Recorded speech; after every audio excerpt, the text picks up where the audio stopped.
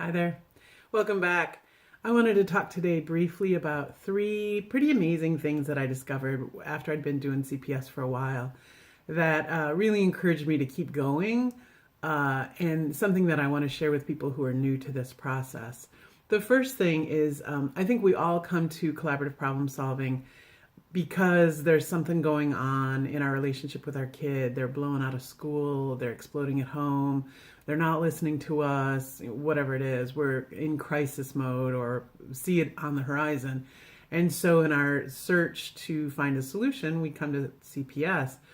But I think we all come to this new practice wanting to fix our kids, right? Or fix a situation or a behavior. And what I discovered is that, the whole lens shift that we talk about helps you move from wanting to fix your child or the situation to actually wanting to hear your child. Because as you get into this process more, you realize that the behaviors that they're exhibiting, the, tantrums in the stores, or the refusing to eat dinner, or the screaming at you to shut up whenever you want to talk to them, those kinds of behaviors, that's their way of communicating to you that obviously something is not going well for them. And kind of in the same way that we all learned to recognize the different cries when they were babies, and this means they're hungry, or this means what, they're wet or whatever. The behavior that they exhibit as they're older is the same kind of communication. They're letting us know that something is happening that they can't handle in a better way. And so they're choosing to handle it in what we just, call a challenging behavior or maladaptive behavior, something like that. And so as you get into this process more, you realize that your job really is to hear the communication that they're giving to you, to hear it just like when you heard them cry. Like, when he's telling me to shut up, it's because he's either maxed out, or the tone I'm using or the way I'm trying to approach him doesn't work for him. Got it. Okay, let me change that up. Or, tantruming in the store. You go into a listening process with them to figure out, what is it? Did we come to the store at the wrong time? Are you tired? Are you hungry? Can you not hear no? Do I need to say it in a different way?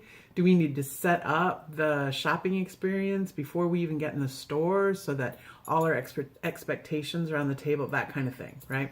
So you go from wanting to fix your kid to wanting to hear them and understand what they're trying to communicate to you with the behavior that they're exhibiting. That I thought was huge. Two,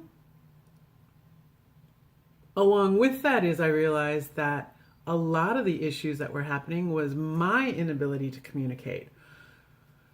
So, I would react because I hadn't thought through what I needed in this situation. Let me give you an example. So, I had a rule that all the foster kids in my house, that they had to go to their rooms. They didn't have to go to sleep, but they had to be in their room by 9 or 9:30, depending on how old they were. And some kids, no problem. Other kids really resisted that. And if I hadn't thought through why I needed that house rule, I wouldn't have been able to clearly communicate to them. Once I figured out that I needed that to stay balanced and sane, to reconnect with myself, so that I had like an hour before I had to go to bed, that I didn't have to listen to anybody or answer any more questions, I was able to communicate to them, this is why I have this house rule.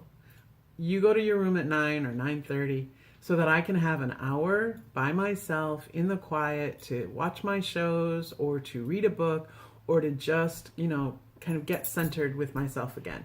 And I know that if I don't do that, I'm going to be a raving bitch tomorrow, or I'm not going to be able to get to sleep, or I'm going to be frustrated, And I don't want to be a bitch to anybody, and I don't want communication to be bad between us, so I'm asking for this. I need this for me.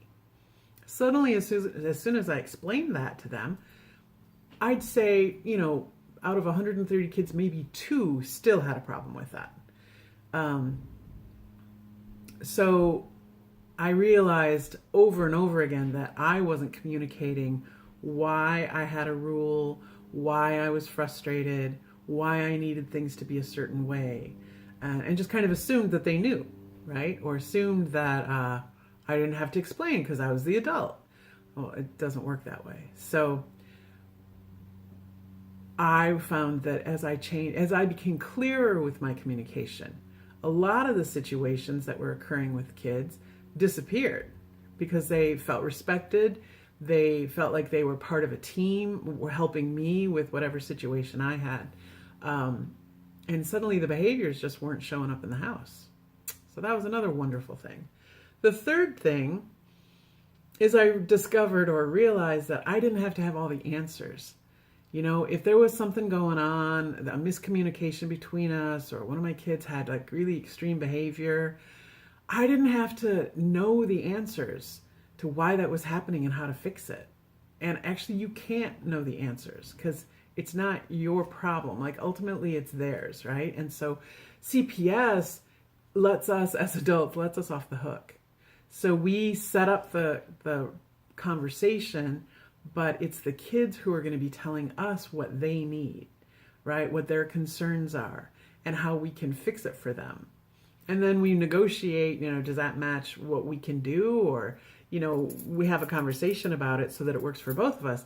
But it's not like we have to have all the answers from the get-go because it's not our place to. That was a huge relief for me.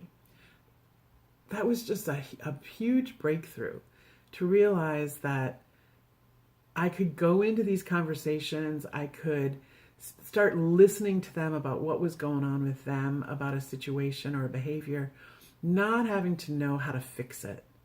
That was a huge relief. And I think it worked really well for them too, because they knew that they weren't going to be like, you know, acted upon, right? Fixed, acted upon. That honestly, they had as much say in what the answer was and how we solved it as I did. So I think those are 3 key things about CPS that are really amazing, really wonderful. So another reason to start using CPS. Thanks for listening, and I'll see you soon.